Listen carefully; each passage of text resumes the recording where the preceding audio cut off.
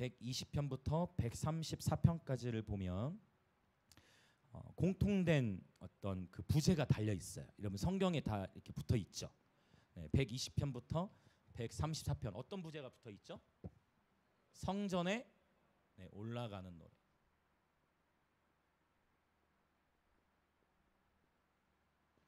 성전에 올라가는 노래라는 부제가 붙어 있는데 120편부터 134편까지 들어 있어요. 자, 성전에 올라가는 노래라고 하는데 그래서 이제 이 시편이 실제 1세기 당시에는 어떻게 쓰였느냐? 예루살렘 성전을 향하여 올라가는 순례자들. 그러니까 전 세계에 흩어져 있는 예배자들이 6월절이나 뭐 초막절, 오순절 이런 3대 절기가 되면 이스라엘로 이제 들어오게 됩니다. 그때 바로 예루살렘 성전을 향하여 올라간다. 실제로 예루살렘 성전의 고도가 높은 곳에 있습니다. 그러니까 더 이해가 쉬우시죠? 높은 곳에 성전에 올라간다. 올라가면서 불렀던 노래로도 알려져 있고 이 표현은 성전에 올라가는 노래라는 표현을 우리 오늘날 현대적으로 적용을 해보면 하나님을 향하여 또는 하나님께서 계신 곳을 향하여 올라가는 노래로 볼 수가 있어요. 자, 하나님을 향하여 올라간다라는 표현. 우리가 시편에 보면 여호와의 산에 오를 자 누구인가 라는 표현이 있죠. 또 그가 계신 곳 시온 산에 이르러. 시온 산에 이르러. 시온이가 있는데 시온 산에 이르러. 여호와께서 계신 곳을 시온으로 이렇게 표현하는 그런 문맥들을 우리가 많이 발견하게 됩니다. 그래서 하나님을 향하여 또는 하나님께서 계신 곳을 향하여 나아가는 예배자의 여정을 의미한다고 볼 수가 있어요. 성전에 올라가는 노래라고 표현했는데 여러분 찬양에는 올라감이 있습니다. 찬양은 우리를 올라가게 해요. 아멘. 이해되십니까? 옆에 계신 분들 한번 인사합시다. 찬양은 우리를 올라가게 합니다. 그러면 어디로 올라가게 한다는 걸까요? 네, 하나님께로 올라가게 한다는 거예요. 근데 여기서 이제 흥미로운 것이 여러분 이 히브리어로 이게 약간 언어 유희처럼 올라라는 단어가 있어요. 올라라는 단어는 어떤 의미가 있냐면 번제 또는 오르막길 이라는 의미가 있는데 이 올라라는 단어가 알라로 바뀌면 알라. 그러니까 원래 처음에 고대 히브리어에는 모음이 없어요. 근데 이제 나중에 후대에 이제 자음을 붙인 건데 같은 단어라는 거예요. 근데 이 올라라는 단어를 알라 이게 동사가 돼요. 알라라는 단어는 어떤 의미가 있냐면 오르다, 올라가다 라는 의미가 있어요. 여러분 그러면 번제는 뭐죠? 번제는 어떤 제사죠? 번제. 네, 불로 태우는 제사예요. 그럼 불로 어떤 재물을 태우면 거기서 재물이 타면서 뭐가 올라갈까요?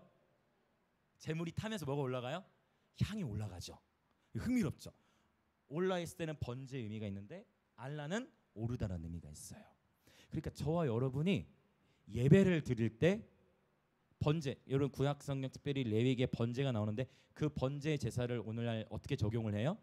번제를 예배로 우리가 적용을 하죠. 네, 많은 구약학자들이 공통된 견해.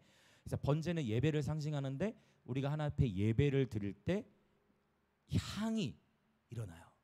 그 향이 하나님께로 올라간다는 것입니다. 할렐루야. 그러니까 찬양을 드릴 때 그 찬양이 하나님께로 올라가거든요. 보이지 않는 영의 세계 안에서 향이 되어 하나님께로 올라간다는 것입니다. 그래서 찬양은 올라감이 있어요. 찬양을 드릴 때 그 찬양이 하나님께로 상달되어집니다. 이해되시죠? 그리고 예배는 곧 하나님께로 오르는 길이라는 것입니다. 자, 옆에 계신 분 한 번 더 인사합시다. 예배는 하나님께로 오르는 길입니다. 네, 그래서 예배는 우리가 하나님께 가까이 나가는 길이에요. 하나님을 찾고 싶으십니까? 하나님을 만나고 싶으십니까? 여러분 예배에 답이 있어요. 예배를 통해서 우리는 하나님을 경험하고 만납니다. 예배를 통해서 우리는 하나님을 경험해요. 할렐루야. 이번에 저희가 마산 동부교회 이제 사역을 갔는데 그때 고등학교 3학년 친구들 4명의 남자아이들이 있었어. 4명의 키 큰 아이들. 좀 울그락불그락하기도 하고 키 큰 4명의 아이들이 있었는데 이 친구들은 아직 예수님을 영접한 친구들이 아니었어요. 그러니까 예수님 영접하지도 않았고 교회에 딱 3번, 3명은 한 3번 왔고 한 명은 딱 한 번 왔었던 그 아이들 4명이 딱 있었는데 이제 찬양 팀 와가지고 찬양하는 걸 처음 보는 거야. 그래서 이제 찬양을 막 저희가 이틀을 했는데 처음에 찬양하고 하는데 예배 끝나고 이 친구들이 찾아왔어요. 자기들이. 그래서 예배 다 마치고 와 노래 너무 좋은데요. 그 고등학교 3학년 남자아이들이.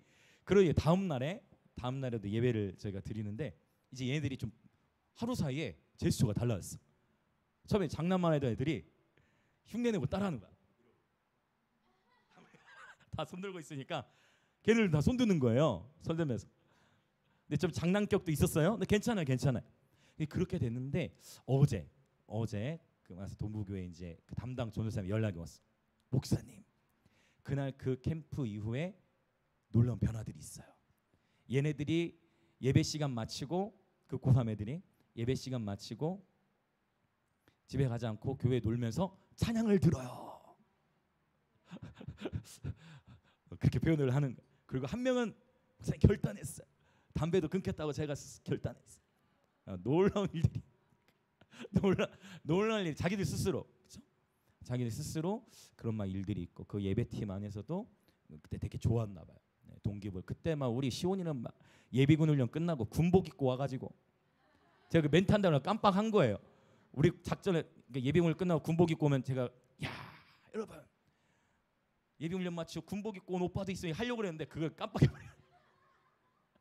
흐름이 넘어가니까 멘트 던질 타이밍이 없는 거야. 그래서 그 언급을 못했는데 아이들이 너무 역동적으로 찬양하면서 둘째 날에 우리 같이 예비팀 섬긴 하나님 멤버들 기억할 거야. 우리 끝내려고 하는데 애들이 더 하자고 막 그 하는 아이들의 모습 보면서 아 그렇구나. 여전히 예배 목말라는 다음 세대들이 있구나. 네, 라는 것을 참 경험하고 저도 지금 계속 목을 써가지고 목이 좀 상해 있는데 며칠 전에는 이제 하늘영광교회 가는데 그곳에서는 이제 예배 그 히브리어 7가지 가지들을 나누는데 시간 때문에 이렇게 말씀이 막 풀어지면서 다 나누지 못하고 야다하고 또 하나를 뭐를 나눌까 계속 제 주님께 여쭙고 있는데 샤바크를 나누라는 걸 하나님 감동을 주셨어요. 샤바크가 기억하십니까? 네, 또 우리 한 번 더 강의를 할 건데 샤바크는 바로 샤우팅, 소리치는 찬양을 의미해요. 근데 이 야다하고 샤바크를 하는 처음에 야다에 대해 야다는 손들고 찬양하다는 의미가 있어요. 히브리어로. 이걸 가르치고 같이 실습도 하고 기도를 딱 들어가는데 그리고 야다하고 다시 말씀 이어간 거예요. 말씀 이어가는데 앞에 20대 애들이 울고 있는 거예요. 설교를 들으면서 야다 그러니까 그 동안에는 몰라 자기가 왜 손을 들어야 되는지도 모르고 왜 목사님 다 같이 손 들고 찬양합시다 해야 되는지도 모르고 했는데 아 이래서 손을 들고 찬양하는 거구나라는 걸 애들이 깨닫고 나서 애들이 막 그 남자애들이 그 20대는 막 울고 있는 거예요.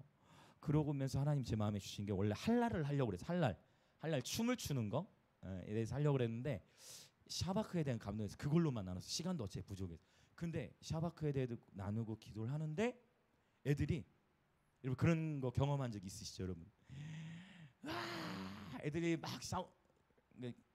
소리를 지르는데 뭐 울어요. 여러분도 그런 적 있으시죠? 어때요? 나는 막 외치고 있어요. 막 죄야 하면서 막 외치고 있는데 애들이 다른 뭐 기도가 아니라 그냥 막 주님 얼굴 구하면서 외치자고 했는데 소리치면서 애들이 막 더 우는 거예요. 거기에다 눈물 바다가 된 거예요. 그러면서 예배 끝나고 나서 담임 목사님 사모님께서 말씀하시는데 뭐라고 말씀하시냐면 그동안에 그렇게 통성 기도를 하자고 해도 저는 몰랐죠. 통성 기도를 하자고 자 우리 다 같이 통성으로 기도합시다 해도 아무도 소리를 내지 않았대. 아무도 소리를 내지 않았다는 거. 그런데 마치 제가 미리 전달이라도 받은 것처럼 전혀 몰랐는데 뭐에 대해서 했어요? 소리치는 왜 소리를 내야 되는가? 요거를 이제 히브리어 성경 안에서 이제 진리로 예배하는 걸 나눴는데 그게 그 교회는 놀라운 돌파가 되어졌던 거예요. 할렐루야. 그 교회는 김해시에서 큰 역할들을 감당하시고 있는 교회입니다. 할렐루야. 그래서 하나님이 하시는구나. 정말 하나님이 하시는구나. 오히려 그 목사님과 사모님에게 그러니까 목사님 사모님께서 조 목사님 이런 거 나눠주세요라고 했으면 더 부담이 됐을 건데 그냥 저기 다 맡기셨단 말이에요. 근데 저는 기도하면서 감동대로 나눴는데 그게 그 교회의 딱 필요한 메시지들로 딱 전달이 되어졌던 거예요. 그래서 야, 그렇군. 역시 성령님은 정확하시구나. 그러면서 그 아이들 안에, 20대 아이들 안에 하나님을 향한 울부짖음, 그 하나님을 향한 배고픔, 하나님을 향한 갈망을 보면서 이 시대에 하나님께서 정말 다윗의 족속들을 일으키고 계시구나라는 것을 볼 수 있었습니다. 할렐루야. 하나님께서 이 시대에 다윗의 족속들을 일으키신 줄 믿습니다. 예배가 바로 하나님께로 올라가는 길입니다. 그리고 이제 그 이전까지는 한 사람의 슈퍼스타적인 사역, 어떤 기도 사역이라는 특별한 은사를 통해서 하나님이 부흥의 물결들을 일으키셨다면, 이제는 하나님께서 어떤 한 사람이 아니라 바로 집단적으로 전 세계적으로 예배자들의 군대를 일으키고 계심을 보게 됩니다. 전 세계적으로 일어나고 있는 이 예배 부흥의 흐름은 막을 수가 없습니다. 우리가 비록 김해, 우리가 비록 경상도에 살고 있다고 하여 전 세계적인 흐름을 놓치면 안 돼요. 전 세계적으로 하나님께서 새로운 예배자들의 군대를 일으키고 계십니다. 그리고 우리나라에도 이미 시작된 줄 믿습니다. 바로 하나님께서 먼저 저와 여러분을 일으키고 계심을 선포합니다. 자, 옆에 분들이 한번 인사합시다. 하나님께서 당신을 다윗의 족속으로 일으키고 계십니다. 아멘. 할렐루야. 할렐루야. 할렐루야. 아멘. 아멘. 할렐루야. 예배가 하나님께로 올라가는 길이라는 것입니다. 자, 그럼 이제 오늘 본문으로 들어가 보면, 오늘 본문은 1절부터 8절까지 있는데, 1절은 우리가 할 영역이고 2절부터 8절 다 하나님이 하신 영역이에요. 그러니까 이렇게 이 121편만 보자면 우리가 바쁜 것 같지만, 우리가 아무리 바쁜 일상을 보낸다 할지라도 하나님은 우리보다 훨씬 바쁘십니다. 하나님이 정말 바쁘십니다. 하나님을 돌봐야 될 인원이 너무 많아요. 제가 아이 셋을 키우면서 이 3명 돌보는 것도, 아이가 한 명씩 태어날 때마다 물론 행복하죠. 물론 기쁘죠. 그러나 한 명씩 더 태어날 때마다 돌봐야 하는 그 부모의 어떠한 그런 삶에, 그렇죠? 그래서 아이를 한 명씩 낳을 때마다 얼굴이, 안 그래도 10대 때 얼굴이 사가 있었는데 아이를 한 명씩 낳으면서 또 새로운 차원으로 이렇게 들어가는, 그렇게 한 명 돌보는 것도 쉽지 않은데 하나님께서는 벌써 온 인류를 다 돌보고 계십니다. 그래서 흥미롭게 1절은 우리에 관한 영역이고 2절부터 8절은 다 하나님의 영역이에요. 그래서 하나님께서 어떠한 영역을 반복적으로 행하시는가, 반복적으로 이렇게 나타나는 단어가 있어요. 그 단어를 또 조명해 볼 겁니다. 먼저 우리 1절과 2절을 읽겠습니다. 1절과 2절 시작. 내가 산을 향하여 눈을 들리라. 나의 도움이 어디서 올까? 나의 도움은 천지를 지으신 여호와에게서로다. 아멘. 산을 향하여 눈을 들리라. 눈을 든다. 눈을 든다는 건 뭡니까? 멀리 내다보는 거예요. 이 산을 향하여 눈을 든다. 이 표현은, 자 여러분, 산을 향하여 눈을 든다. 이 표현하면 누구 떠오르는 인물 없으세요? 산을 향하여 눈을 든다. 누가 눈을 들어? 맞아요. 누가 말씀하셨어요. 산을 향하여 눈을 든다. 이 표현을 누가 이 표현을 썼냐면 아브라함이 눈을 들어 보았어요. 자, 그래서 그 표현을 한번 우리 찾아봅시다. 우리 창세기 22장.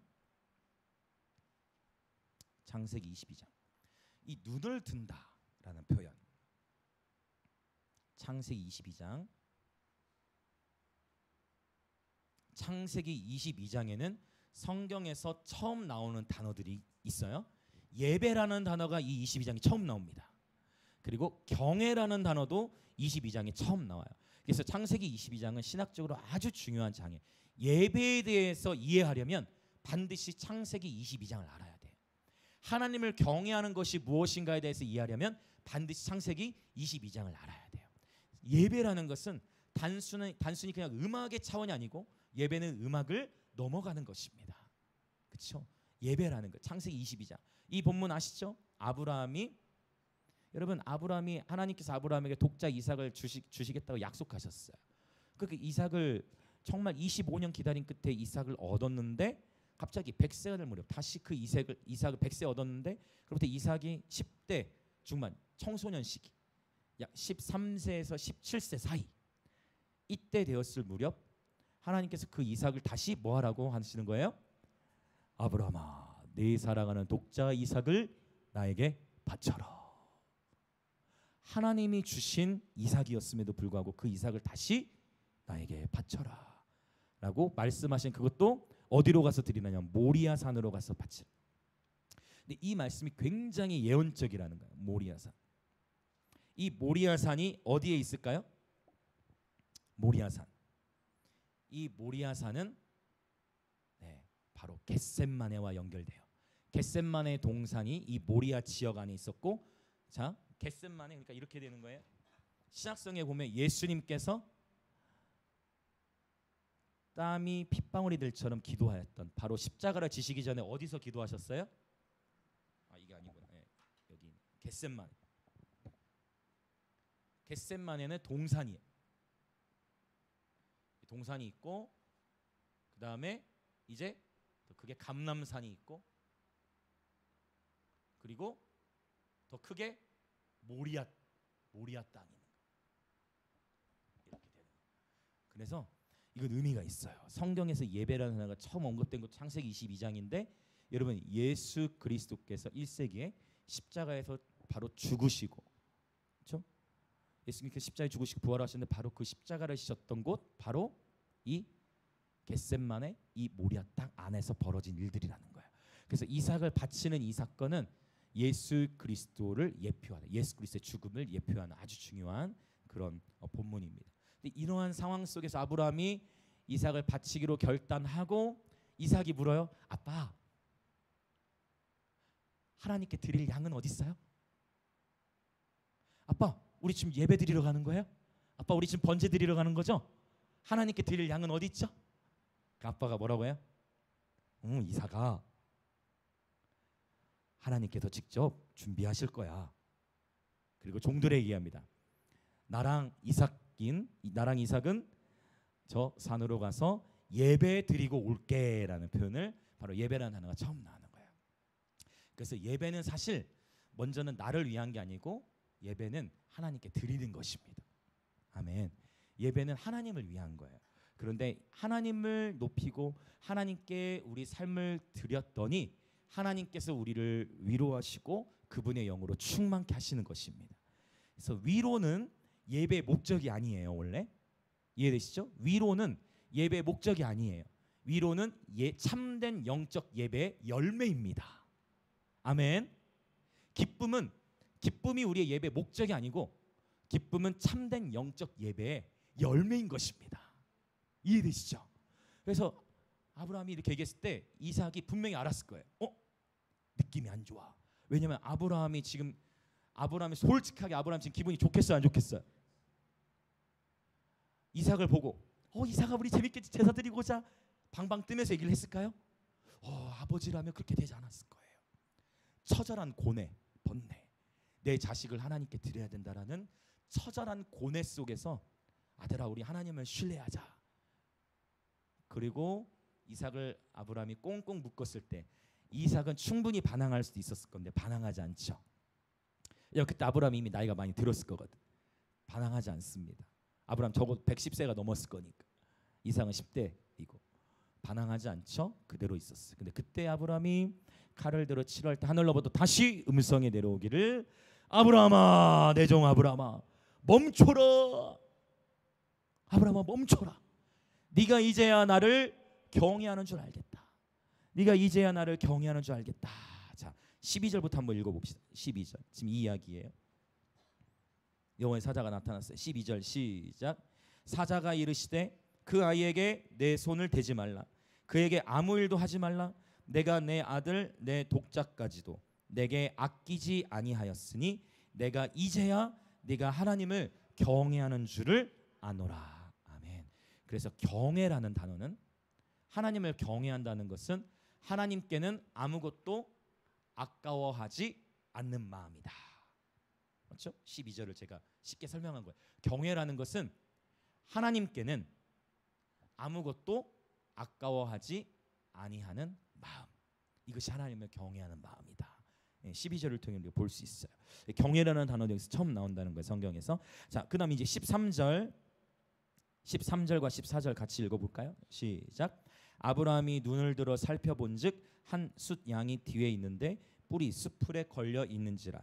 아브라함이 가서 그 숫 양을 가져다가 아들을 대신하여 번제로 드렸더라. 아브라함이 그 땅 이름을 여호와 이레라 하였으므로 오늘날까지 사람들이 이르기를 여호와의 산에서 준비되리라 하더라. 아멘. 바로 이 본문이에요. 아브라함이 눈을 들어 살펴봤어요. 자, 그 양은 그 수풀에 걸려 있었어요. 근데 이전에는 못 봤어요. 그런데 눈을 들어 봤더니 그 숫 양이 거기에 뭐해요? 걸려 있는 거예요. 그 양을 바치도록 하나님이 미리 뭐 하셨다? 준비하셨다라는 단어. 그래서 우리가 이때 이 예배를 통해서 경험된, 그러니까 항상 하나님과의 관계 속에서 이러한 삶의 처절한 시간 속에서 하나님에 대한 큰 계시를 더 경험하는 것 같아요. 하나님이 어떤 분이신지를 알아갈 때를 경험할 때 보면 내 삶의 모든 것이 잘 나갈 때가 아니라 내 삶이 처절할 때 하나님을 더 경험할 수 있는 기회인 것 같아요. 아브라함이 지금 얼마나 처절하겠습니까? 지금 삶이 자기 자식을 지금 바쳐야 되는 상황. 네. 그 여호와 이레를 경험하는데, 여호와 이레 하면 여러분 준비라는 단어가 떠오르실 건데, 근데 이제 이 여호와 이레, 야훼 이레,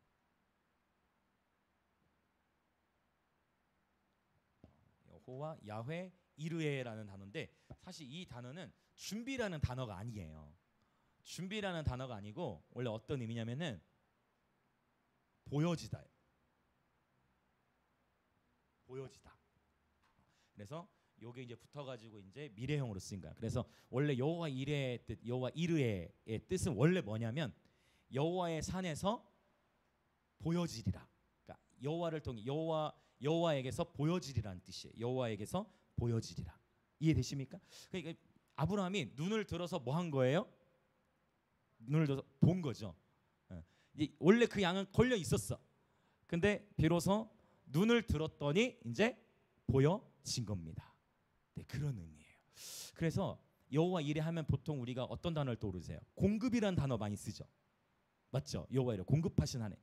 여호와 이레, 하나님께 우리 채우신다. 하나님 공급하신다, 이런 표현을 많이 쓰는데, 사실 이 이레라는 단어는 보다라는 단어에서부터 나왔다라는 거예요. 보다. 여러분, 하나님께서 행하시는 일들을 볼 수 있는 눈들이 띄어지시길 축복합니다. 여러분, 하나님께서 이 김해 땅에도 새 일을 행하고 계신 게 보여지십니까? 김해에서 처음으로 지금 일어나는 부활절 연합 예배 빼고 이런 예배 무브먼트, 하나님께서 새 일을 행하고 계십니다.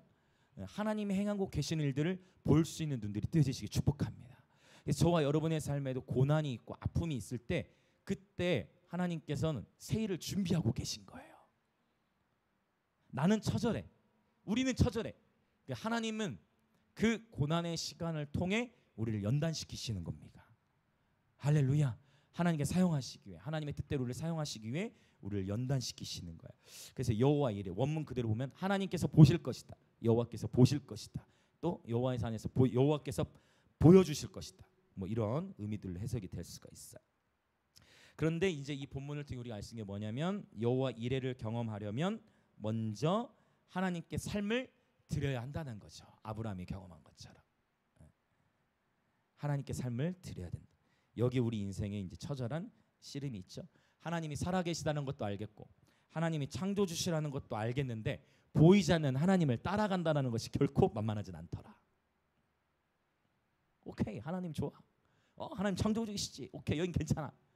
근데 이제 내 삶에 이제 좀 그게 이제 밀접하게 들어올 때, 하나님 창조주신 것도 좋고 하나님 살아계신 것도 좋은데, 이제 내가 어떤 하나님의 말씀에 순종해야 되거나 내 인생에 어떤 갈등들이 생겼을 때, 그때 보이지 않는 하나님을 신뢰하며 따라가기란 쉽지 않죠.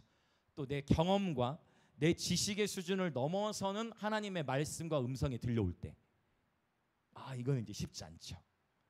아브라함이 그 하나님께서 아들을 바치라고 하신 그 하나님 앞에 자신의 삶을 감당해야 했던 그 고뇌 속에서 여호와 이레를 경험하게 된다는 것입니다. 그래서 여러분, 정말 축복하는 것은 여러분 각 개개인의 삶, 어쩌면 가정, 아니면 뭐 학교, 아니면 뭐 일터, 뭐 여러분 관계 속에서, 아니면 뭐 재정의 영역, 그 모든 영역 속에서 여러분 지금 어려움을 통과하고 계시다면, 여러분 하나님을 향한 절대적인 신뢰를 지니시기 축복합니다. 하나님은 예배자를 지켜 보호하십니다. 이것이 오늘 시편 121편 주제이거든요. 자, 이제 볼까요? 자, 그러면 좀 더 눈을 든다라는 표현을 좀 더 설명을 드리자면, 아브라함이 눈을 들어서 보았어요? 눈을 든다는 것은 새로운 결단과 각오를 의미해요. 눈 작은 사람은 아무리 눈을 크게 뜬다고 해서 크게 떠지지가 않습니다. 여기서 눈을 든다는 것은 뭐 눈을 크게 벌린다, 뭐 안경 쓴다 그런 의미가 아니에요. 눈을 든다는 건 뭐겠어요? 저는 목이 짧아요. 그래서 뭐 이게 안 돼요. 더 아무리 목이 길어도 눈을 아무리 들어도 한계가 있는 거예요. 여기서 눈을 든다라는 것은 육신의 눈을 든다는 의미보다는 새로운 결단과 각오를 의미하는 거예요. 하나님께서 내 삶 가운데 행하실 일들을 기대하며, 그렇죠? 조급함을 내려놓고 하나님의 시간을 신뢰하고 하나님의 방법을 신뢰하면서 하나님께서 행하실 일을 기대하면서 새로운 결단과 각오로 서는 것을 의미합니다. 할렐루야. 그러할 때 시편 이제 121편으로 돌아와서 보면 천지를 지으신 하나님께로부터 도움이 임한다는 것입니다. 그러니까 우리는 이 단순한 일을 하면 돼요. 그러니까 뭐냐? 눈을 들어서 주님을 바라보는 것입니다. 눈을 들어 주님을 바라보는 게 쉬울 수도 있고 어려울 수도 있어요. 눈을 들어 주님을 바라본다는 것은 쉬울 수도 있고 어려울 수도 있습니다. 그런데 진정한 예배자가 되어질수록 눈을 들어 하나님을 바라본다는 것이 무엇인지 점점 이해되어져 가요. 이것은 논리로 이해되는 것이 아니라 결국 삶에서 부딪히면서 체득해 가는 것 같아요. 눈을 들어 하나님을 본다. 여러분 멋지죠? 아주 좋은 말이죠. 그러나 너무 추상적이죠. 이 말을 어떻게 더 자세히, 이보다 더 자세히 설명할 수 있을까요? 결국 우리 삶의 모든 순간 속에서 특별히 어려운 일을 통과할 때도 조급함을 내려놓고 하나님을 신뢰하는 것입니다. 그래서 예배할 때 여러분 축복합니다. 특별히 하나님을 예배할 때 결단하며 예배 자리에 서는 것이죠.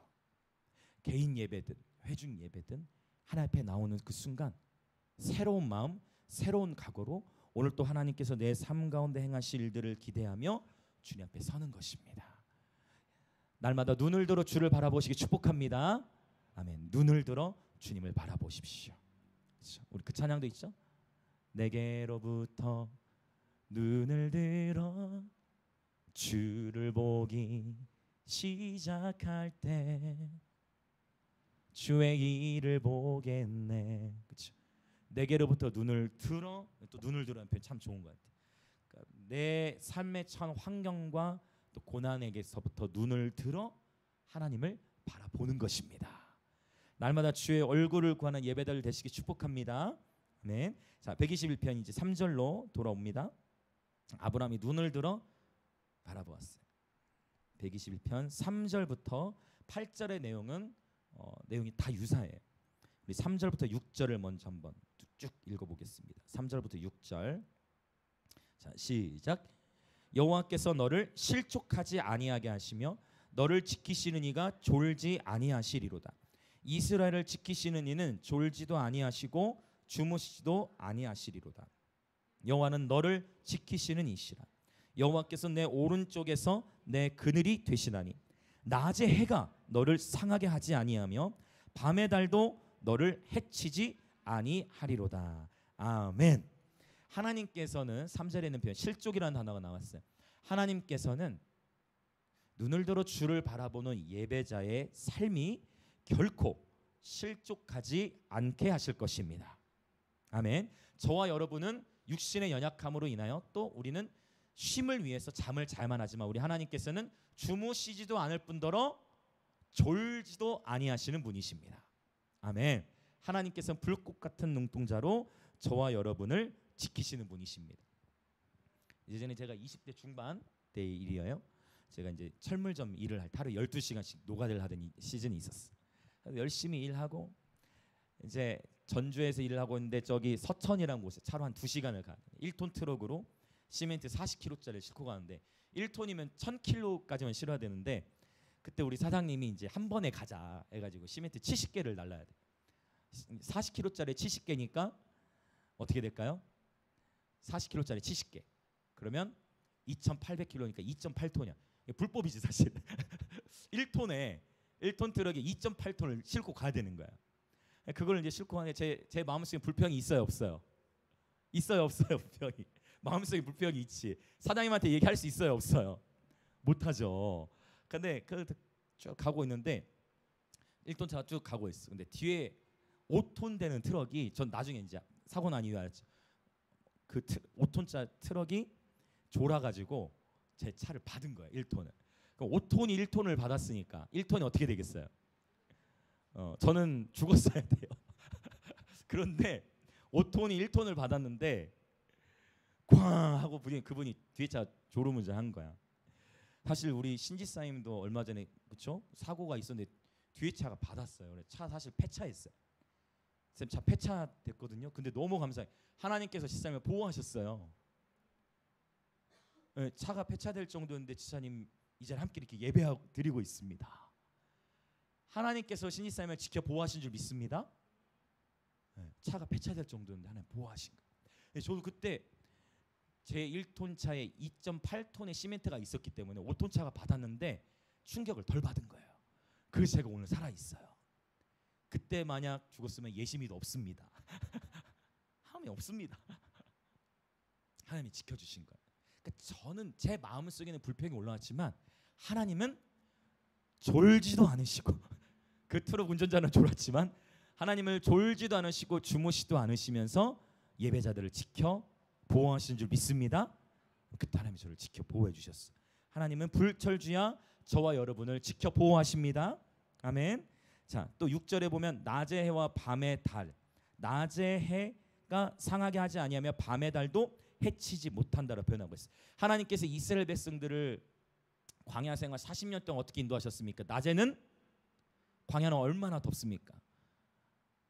굉장히 폭염 좀 꺾인 것 같아요. 근데 지금 굉장히 더운데 이 당시 그렇죠? BC 1500 광야 생활 할 때 낮에 하나님께서 구름 기둥을 40년 동안 구름 기둥으로 광야에서 인도해 주신 거예요. 밤에는요 구름 기둥 사이에 또 뭐가 떠요? 구름도 있으면서 뭐가 또 떠요? 불 기둥이 떠. 왜? 밤에는 광야는 밤에 추워요. 이게 아이러니. 낮에는 너무 더운데 밤에는 근데 바로 그 불 기둥으로 이스라엘 백성들이 생활하셨도록 몇 년 동안?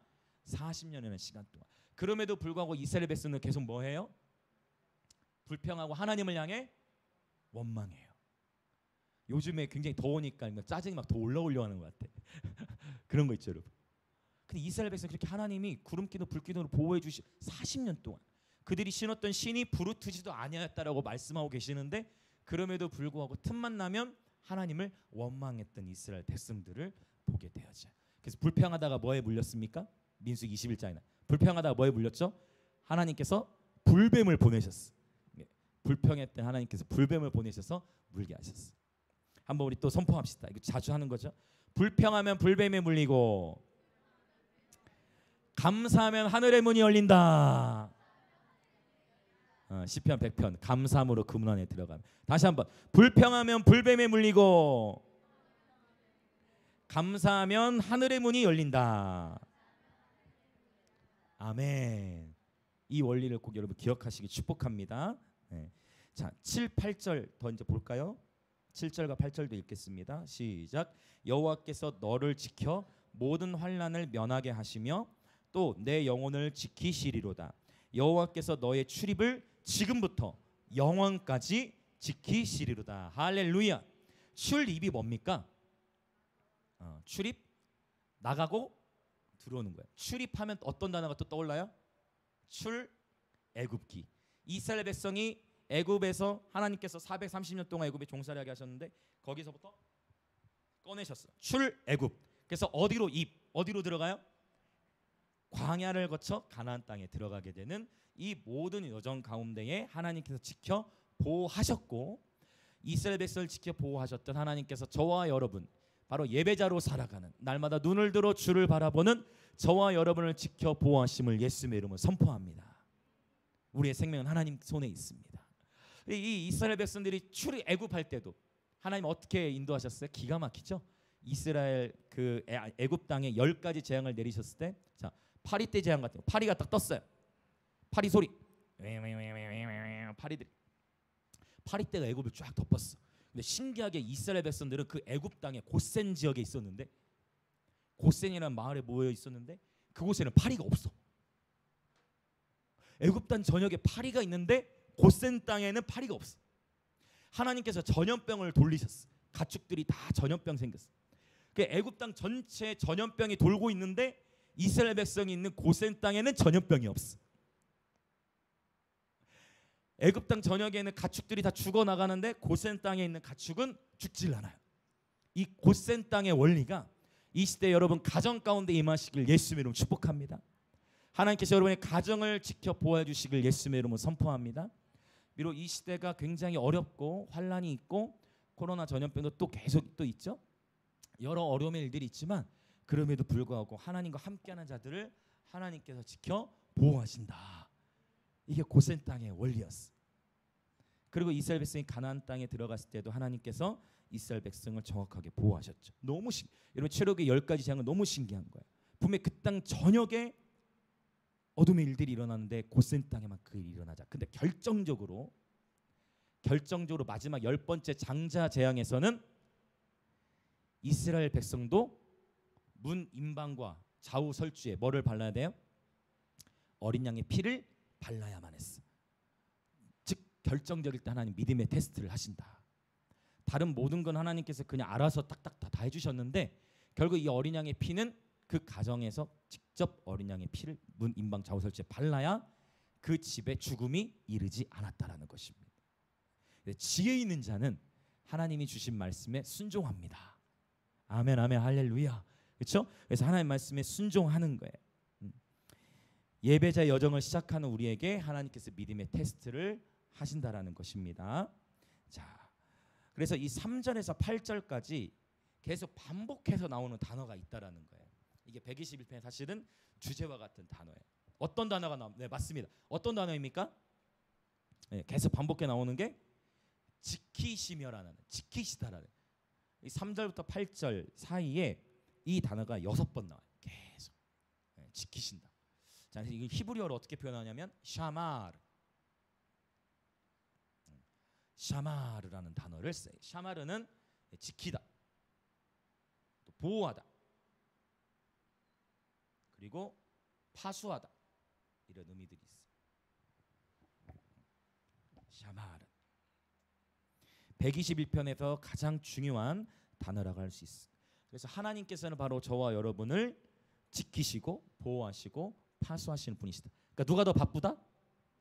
누가?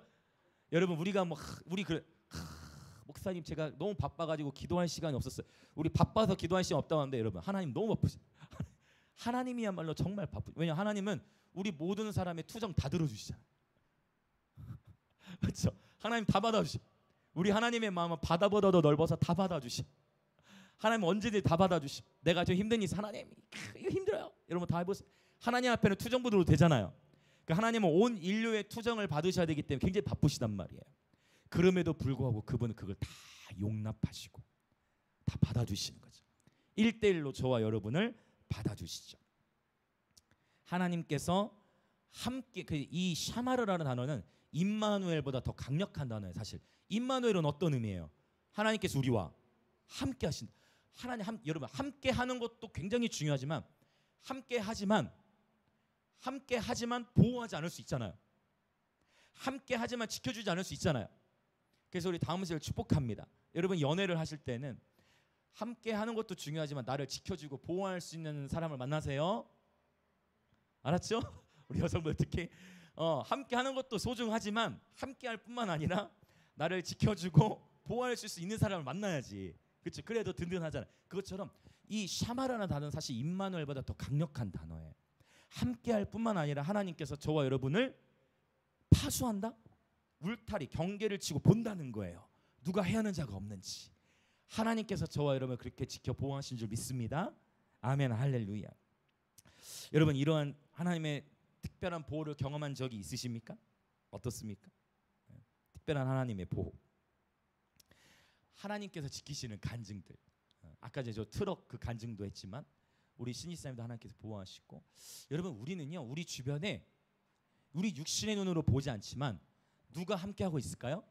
당연히 하나님 함께하시고 성령이 우리 안에 계시고 또 누가 함께하고 있냐면 바로 여러분을 보호하는 천사들이 있어요. 이건 신비주의가 아니고 성경에 있는 이야기예요. 욥기서에 보면 일천 천사 중 한 천사가 당신의 곁에 있어서라는 표현이 있어요. 또 시편 34편에도 보면 여호와의 천사가 주를 경외하는 자를 둘러 진치는도다라는 표현이 있어요. 한 번은 제가 천사가 너무 보고 싶었어요. 천사 보고 싶은 분 안 계세요? 한 번이라도 보고 그렇지 않습니까? 천사가 너무 보고 싶어가지고 근데 안 보여. 어떤 분들은 기도하면 잘 봐. 우리 둘째가 그래. 하음이가 꿈만 꾸면 오늘 예수님 만났어. 예수님 뭐하고 계시냐? 나를 안아주셨어. 그렇게 어떤 사람이 특별히 잘 보여주시겠지만 천사를 보고 싶은데 보이지가 않아. 기도하고 정말 천사 너무 보고 싶은데 잠을 자는데 꿈속에서 흰 옷을 입은 사람들이 저를 둘러 진치는 걸 하면 보여주시는 거예요. 야, 천사들이 나를 지켜보고 있구나.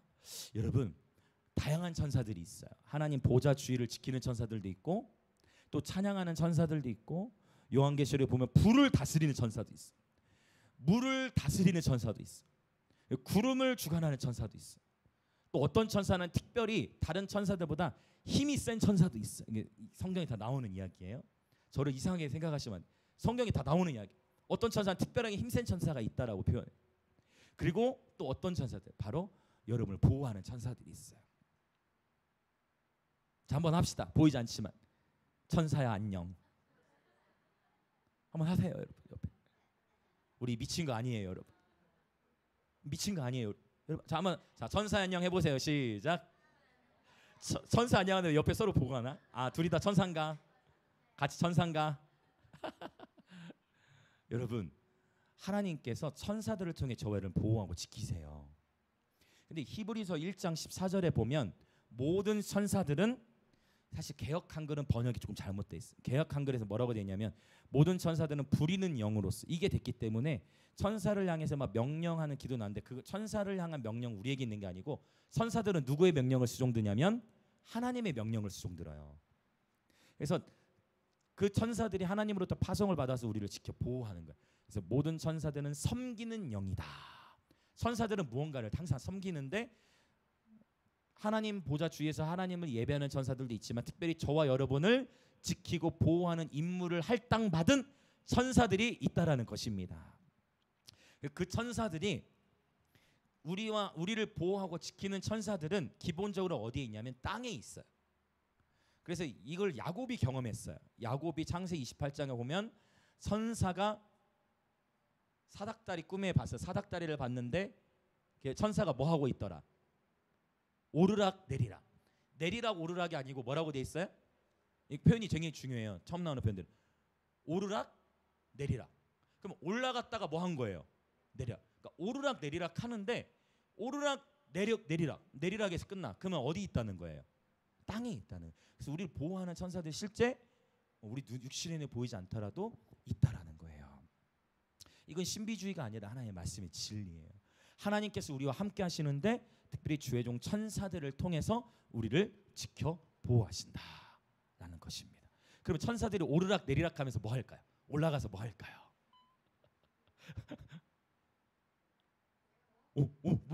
자, 상이 뭐 얘기한 것 같아. 뭐라고? 보고. 맞아요. 천사가 올라가서 뭐 할까요? 천사 올라가서 제대로 얘기했어요. 보고예요, 보고. 보고를 하는 이 일이 있죠. 하나님께 보고요. 왜? 천사는 주님의 종들이니까. 오르락 내리락 하면서 하나님께서 천사들을 통해 저와 여러분을 지켜 보호한다라는 것입니다.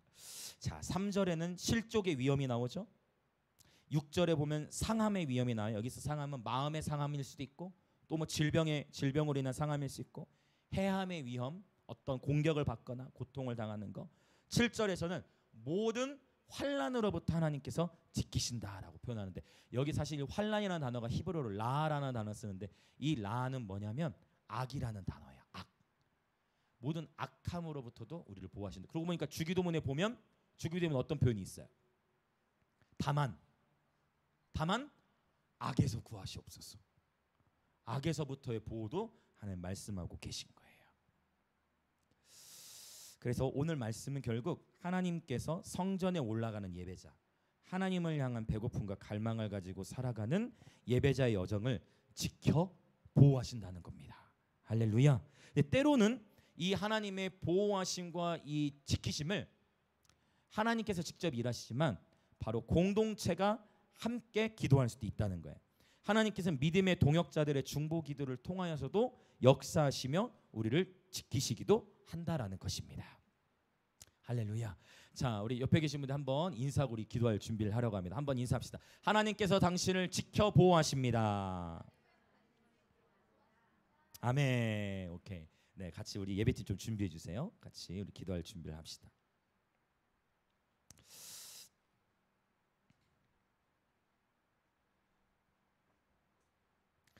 저희 항상 둘째에게 참 많은 다양한 일들이 특별히 더 일어난 것 같아요. 최근에는 이렇게 교통사고도 한번 크게 났었죠. 그래서 정말 다급한 일들이 있었고 그런데 하나님 지켜주셨는데, 사실 이제 저희 또 둘째도 이번에 교통사고만이 아니라 좀 어렸을 때 한 5살 됐을 때였던 것 같아요. 그때도 제가 이렇게 설교 중이었어.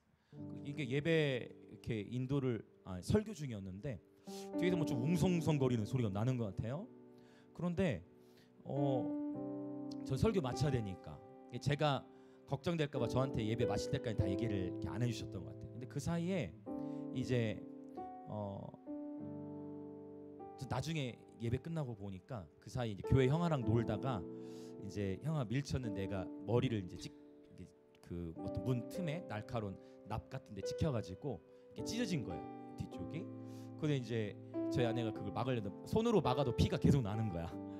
손 막아도 피가 계속 막 나니까 놀래서 이렇게 또 교회 다른 집사님하고 메가병원 아실 거예요. 메가병원에 가서 사진을 찍어 보는데 이 머리뼈에 골절인 거예요. 그래가지고 빨리 큰 병원으로 가야 된다. 그래서 이제 그때 이제 제 설교가 딱 마침 끝났고 저도 당황되죠. 그러면서 교회 가족들이 함께 이제 같이 기도하고. 그래서 정말 다급하잖아요. 머리가 왜냐면 특별히 다른 데도 아니고 머리에서 피가 막 계속 나니까. 그래가지고 이제 막 다 교회 가족들 막 기도해 주시고 저랑 아내랑 이제 둘째 되고 막 기도하면서 이제 떨리는 마음, 뭐 긴장된 마음으로 경상대학병원 응급실에 가가지고 또 검사 바로 들어가고 했는데 너무 감사하게 분명히 처음에는 이 사진을 찍었을 때 골절 판정이 나왔는데 다시 사진을 찍었거든요. 다시 사진을 찍었는데 골절이 아닌 걸로 나온 거예요. 할렐루야. 저는 하나님께서 그 사이에 그 성도들의 간절한 기도, 그 기도를 들으시고 하나님께서 머리뼈에 골절을 다시 붙여주셨다고 저는 믿어요. 그래서 다행히 감사하게 호치키스 같은 심으로 이게 간단하게 한 5방인가 이렇게 호치키스 심으로 탁탁탁 박으면서 이게 꼬맨 거예요. 3cm 이상 찢어졌으니까. 그래서 꼬매고 있다가 이렇게 회복이 되어졌어요.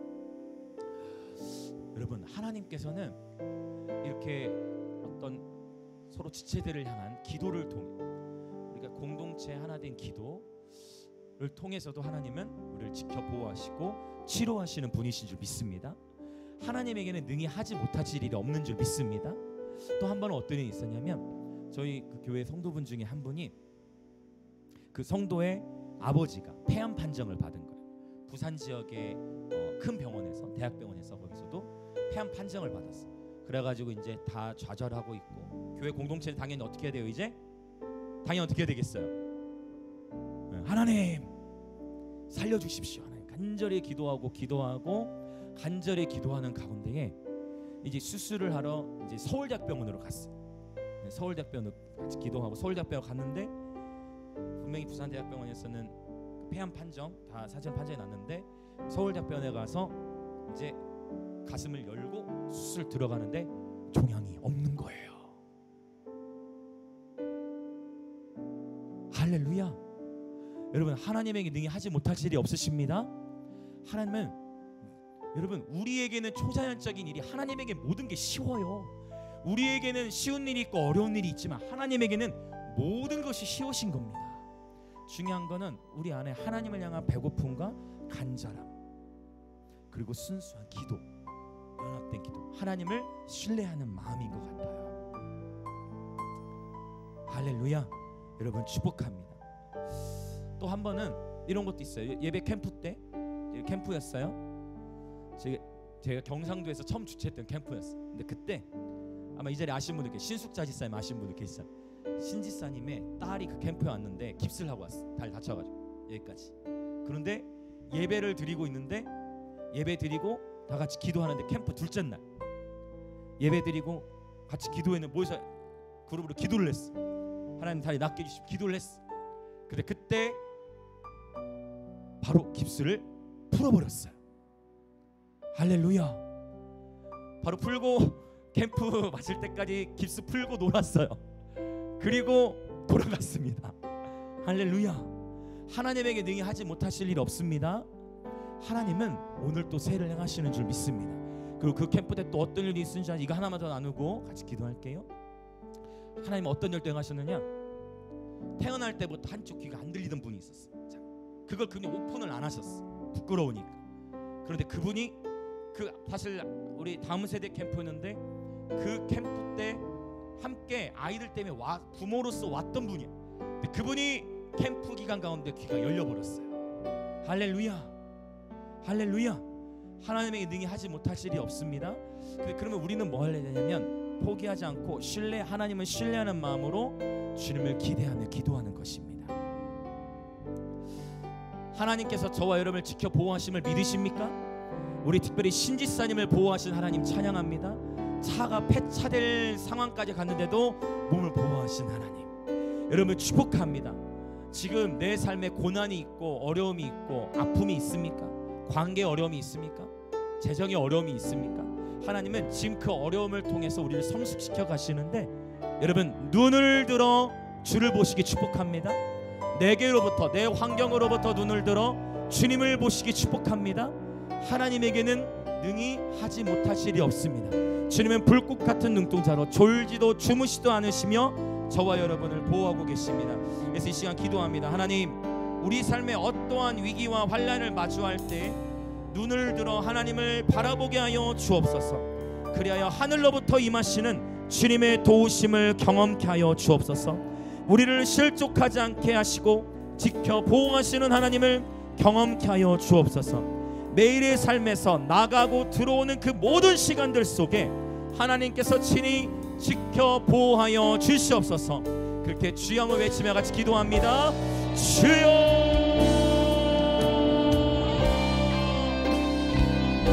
하나님을 신뢰하십시오. 하나님을 신뢰하십시오. 하나님의 시간을 신뢰하십시오. 하나님의 방법을 신뢰하십시오. 하나님의 때를 신뢰하십시오. 때로는 이해되지 않더라도 도대체 우리 가정에는 왜 이런 일이 생겼지? 도대체 나에게는 왜 이런 아픔이 있지? 때로는 이해되지 않고 때로는 내게 주어진 고난의 시간이 내가 생각하는 것만큼 빨리 끝나지 않고 내게 주어진 고난의 시간이 내가 예상한 것보다 길어진다 할지라도 내 삶 속에 이해할 수 없는 일들이 투성이라도 예배사들이여 올라갈지어다. 예배사들이여 하나님을 향하여 올라갈지어다. 예배사들이여 하나님을 향하여 올라갈지어다. 하나님을 향한 절대적인 신뢰를 가지고 주님을 추구할지어다. 삶의 모든 계절들 속에서 하나님을 신뢰할지어다. 비록 내 삶 속에 지금 당장 돌파가 일어나지 않았다 할지라도 여호와를 기대할지어다. 하나님의 보호하심을 신뢰할지어다.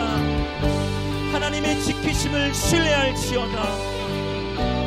하나님의 보호하심을 신뢰할지어다. 하나님의 지키심을 신뢰할지어다.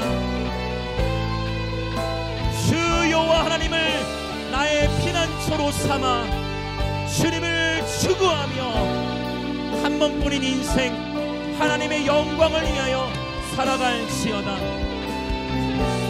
오 하나님, 여호와의 선하심을 맛보아하는 예배자들 되게 하여 주옵소서.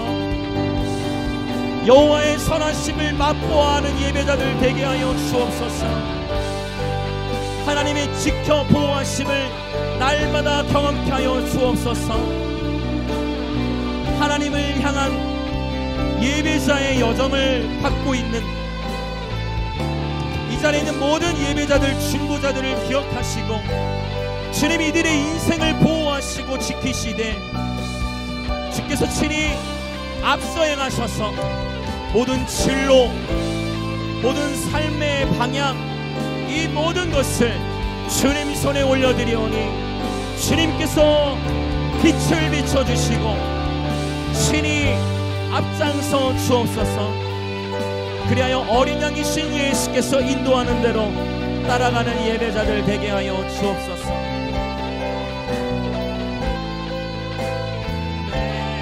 매일의 삶 속에서 주님을 신뢰합니다.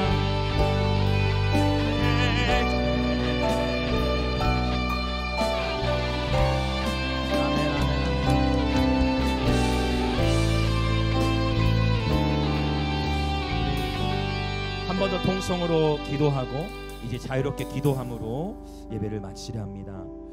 9월 16일 윌러브 집회를 위해 기도하기 원해요. 제가 여러 문의 전화들을 받는데 사실 윌러브 집회 이제 티켓팅이 가격이 비싸잖아요. 그런데 이런 연락들도 와요. 너무 감사합니다. 이런 귀한 집회를 무료로 열어주셔서 감사합니다. 사실 이 부분 때문에 논의가 많았어요. 등록비를 받았으면 돈 걱정하지 않고 할 수가 있는데 제 마음에 걸리는 건 뭐냐면 저도 가난 속에서 자랐잖아요. 이런 집회를 경험하고 싶어도 돈이 정말 없어서 올 수 없는 그런 아이들 정말 환경이 되지 못해서 집회 올 수 없는 그 모든 아이들에게 이런 장을 열어주고 싶은 거예요. 집회는 돈으로 하는 것이 아니라 하나님의 은혜로 한다라는 것을 하나님 앞에 정말 삶으로 나타나고 싶었어요. 삶으로 살아내고 싶었어요. 근데 정말 그런 연락들이 오는 거예요. 너무 감사하다는 거죠. 평소에 비싸서 갈 수 없는 아이들, 개척교회, 작은 교회, 그러나 너무나 소중한 우리의 개척교회, 작은 교회라고 표현할, 사실 작은 교회라는 표현이 맞지 않지만 그런 교회들의 자녀들까지 이 캠프를 지금부터 기도하고 준비하고 있다라는 거예요.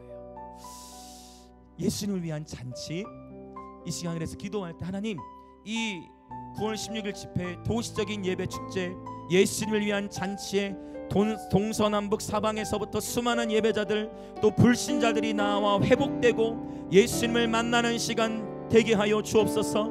이 9월 16일 집회를 준비하는 데 필요한 모든 재정들이 채워지게 하시고 이 도시와 또 부산 또 경남 모든 교회들이 이 집회를 통해 깨어나게 하여 주옵소서. 우리 잃어버린 다음 세대들이 주께로 또 교회들로 나오게 되어질지어다. 그렇게 주여 외치며 다 같이 간절히 기도합니다. 주여.